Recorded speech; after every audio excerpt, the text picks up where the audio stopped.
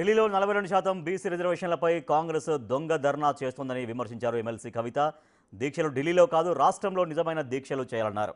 భవిష్యత్తులో బీసీల కోసం అనేక ఉద్యమాలు చేస్తామన్నారు ఆమె.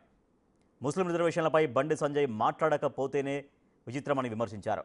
బండి సంజయ్కి హిందూ ముస్లిం అంశంపై ఏ అంశంపై సోయలేదన్నారు. అసలు బీసీలను మోసం చేస్తోందే బీజేపీ పార్టీ అన్నారు. రాష్ట్ర ప్రభుత్వం ఆర్డినెన్స్ తెస్తే రాష్ట్రపతి ఎందుకు ఆలస్యం చేస్తున్నారని ప్రశ్నించారు. 42% బీసీ రిజర్వేషన్లపై బీజేపీ కావాలనే కుట్ర చేస్తోందని ఫైర్ అయ్యారు ఎమ్మెల్సీ కవిత. బండి సంజయ్ గారు అట్లా మాట్లాడకపోతే విచిత్రం. మాట్లాడితే ముందు వాళ్ళు డే 1 నుంచి అదే చెప్తున్నారు. బీసీల నోటికాడి ముద్ద గుంజుకోవడానికి భారతీయ జనతా పార్టీ అన్ని ప్రయత్నాలు చేస్తున్నది. ఇది చాలా దారుణం. బీజేపీ యొక్క బీసీ వ్యతిరేక వైఖరిని ప్రజలందరూ కూడా గమనిస్తున్నారు.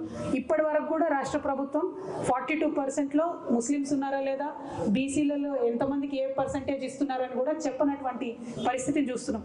వీళ్ళు చెప్పనే లేదు. బండి సంజయ్ గారికి ఎట్లా తెలిసింది ముస్లిమ్స్ ఉన్నారా లేదా అని? ముస్లిమ్స్ ఉన్నారు కాబట్టి మేము ఇయ్యమటు. అల్టిమేట్గా 42% ఆర్డినెన్స్ కానీ 42% బిల్లు కానీ గవర్నర్ గారి దగ్గర రాష్ట్రపతి దగ్గర పాస్ చేయాల్సినటువంటి బీజేపీ చేయకుండా తెలంగాణ బీసీలను మోసం చేస్తుందన్న విషయం మళ్ళొకసారి రుజువైంది.